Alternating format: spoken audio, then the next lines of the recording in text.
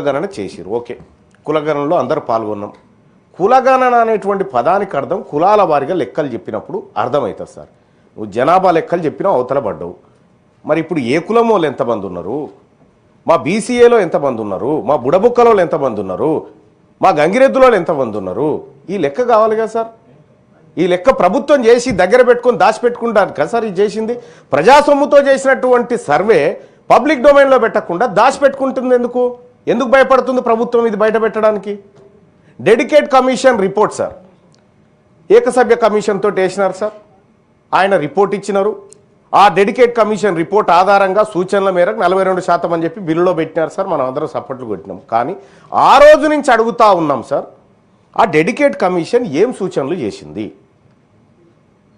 BC A వర్గాల కోసం ఏం చేసింది, బీసీ బి వర్గాల కోసం ఏం చేసింది, సి వర్గాల కోసం ఏం చేసింది, డి వర్గాల కోసం ఏం చేసింది? ఆ సూచనలన్న బయటికి రావాలి కదా సార్. ఇప్పటి వరకు కనీసం ఒక సభ్యుడికి కూడా ఈ తెలంగాణ రాష్ట్రంలో కులాల వారి పరిస్థితులు, ఆర్థిక స్థితిగతులు, సామాజిక స్థితిగతులు ఒక సభ్యునికే తెలియకపోతే ప్రభుత్వం లెక్కలు చేసి దాచిపెట్టుకుంటే మరి ప్రభుత్వాన్ని ఏమంటారు సార్? ఎప్పుడు ఇస్తారు సార్ మాకు ఈ లెక్కలు? ఈ రాష్ట్ర ప్రభుత్వం సమాధానం చెప్పాలి. ఈ తెలంగాణ రాష్ట్రంలో సార్ గార్దులు 2000 ఉన్నాయని లెక్క చెప్పింది సార్ ఈ ప్రభుత్వం. మేము ఎంతమంది ఉన్నామో చెప్తలేదు. గార్దులు 2000 గార్దులు ఉన్నాయని సోషియో ఎకనామిక్ అవుట్లుక్ సర్వేలో ఎన్ని గార్దులు ఉన్నాయి తెలంగాణలో అంటే 2000 ఉన్నాయని చెప్పారు సార్. పందులు ఎన్ని ఉన్నాయో ఉన్నాయి సార్, కుక్కలు ఎన్ని ఉన్నాయో లెక్క ఉంది. మరి మేము ఎంతమంది ఉన్నాం సార్? తెలంగాణ రాష్ట్రంలో ముదిరాజులు ఎంతమంది ఉన్నారో లెక్క తెలవాలా వద్దా సార్? తెలంగాణ రాష్ట్రంలో యాదవులు ఎంతమంది ఉన్నారో లెక్క తెలవాలన్నా వద్దా సార్? తెలంగాణ రాష్ట్రంలో పద్మశాలీలు, గౌడ్లు, మున్నూరు కాపులు వీళ్ళు ఎంతమంది ఉన్నారో లెక్క తెలవాలి కదా సార్.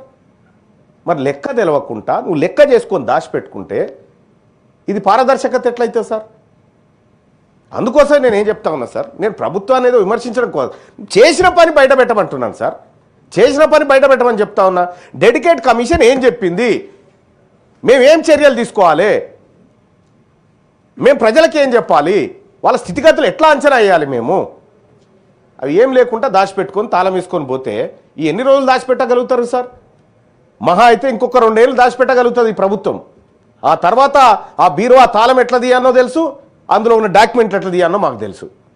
కానీ ఇప్పటికేం చెప్తా ఉన్నా, ఈ ప్రభుత్వానికి రిక్వెస్ట్ చేస్తా ఉన్నా సార్, ఒక సభ్యుడిగా నేను ఈ నిండు సభలో అడుగుతా ఉన్నా తమరి ద్వారా, నాకు కులగణన లెక్కలు కావాలి, నాకు డెడికేట్ కమిషన్ రిపోర్ట్ కావాలి. నాకు ఇచ్చే ఉద్దేశం లేకపోతే పబ్లిక్ డొమైన్లో పెట్టి అక్కడికి పోయి తెచ్చుకుంటా. నేను ఎందుకు ఇవ్వదు ఈ ప్రభుత్వం? కుక్కలకు నక్కలకు లెక్కలు ఉంటాయి సార్ ఈ రాష్ట్రంలో. 2 కోట్ల మంది ఉన్నటువంటి బీసీలకు కులాల వారిగా లెక్కలేదు సార్. ఏం చెప్పాలి సార్ ఈ ప్రభుత్వానికి? మళ్ళీ ఏమన్నంటే మాది వెనుకబడిన తరగతుల సంక్షేమాన్ని కాంక్షించే ప్రభుత్వం లెక్క కనిపిస్తలేదు సార్. ఇది మేము అంటున్నాం సార్, సొమ్మేమన్నా తీసుకొచ్చి పెట్టమంటున్నాం, మా లెక్క చెప్పమంటున్నాం సార్. మేము అడుగుతుంది మా తలలు లెక్క పెట్టిరు కదా, మా జుట్లు లెక్క పెట్టిరు కదా, ఆ జుట్లు ఎన్నో చెప్పురాయా అని చెప్తా ఉన్నాము. ఊర్లలో కూడా సార్ అది గొల్లోల చింత చెట్టు, ఇదేమో కుర్మోల బోరింగు, అక్కడ కుక్క వస్తే కూడా సార్ ఇది కుర్మోల కుక్క అంటారు సార్.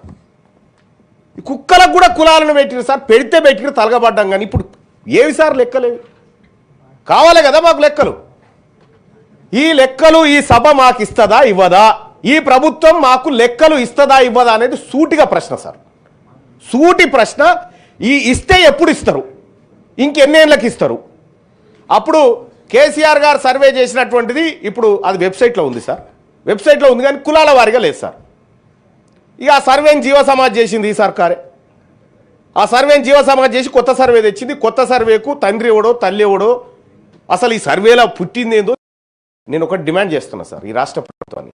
సర్వే లెక్కలు బయటపెట్టు, కులాల వారిగా బయటపెట్టు, నియోజకవర్గాల వారిగా బయటపెట్టు, మండలాల వారిగా బయటపెట్టు, గ్రామాల వారిగా బయటపెట్టి ఆ గ్రామ పంచాయతీ దగ్గర నువ్వు ఈ పోస్టర్ అంటించి, ఇగో ఈ గ్రామంలో ముదిరాజులకు ఇంతమంది ఉన్నారు, యాదవులకు ఇంతమంది ఉన్నారు, కుర్మలకు ఇంతమంది ఉన్నారు, నాయి బ్రాహ్మణులకు ఇంతమంది, రజకులకు ఇంతమంది ఉన్నారు లెక్కేస్తే ఎవరికి ఏ సంక్షేమ పథకాలు అమలు చేయాలనో కొన్ని ఊర్లలో మేమే తెలంగాణ రాజ్యాధికార పార్టీ మా నాయకత్వంతో మేము చేయించినాం సార్. చేయిస్తే చాలా షాకింగ్ లెక్కలు ఉన్నాయి సార్.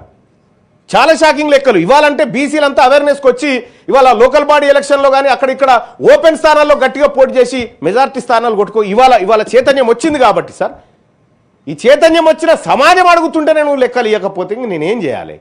ఎవరి కోసం సార్ మేము గెలిచి? మేము ఆ వర్గాల నుంచి గెలిచినటువంటి వాళ్ళము, ఆ వర్గాలకు జరగాల్సిన న్యాయం గురించి నేను మాట్లాడాలి కదా సార్. మాట్లాడితేనే ఈ ప్రభుత్వం ఇయ్యదు సార్. బిల్లు పెట్టినప్పుడన్నా కనీసం ఇవ్వాలి కదా సార్. ఏందో ఏం కథను నువ్వు అది అర్రలో పెట్టుకొచ్చుకుంటావు, ఈడ కాగితం పెట్టి ఇక దీని మీద సప్పట్లు కొట్టాలంటే మేము సప్పట్లు కొట్టాలి. ఇది నడవదు. ఈ ప్రభుత్వాన్ని ఖచ్చితంగా అడుగుతా ఉన్న ఈ వేదిక నుంచి, నాకు కులగణన లెక్కలు కావాలి, డెడికేట్ కమిషన్ రిపోర్ట్ కావాలి. మీరు ఆదేశించాల్సిందిగా కోరుతా ఉన్నాను సార్. Thank you.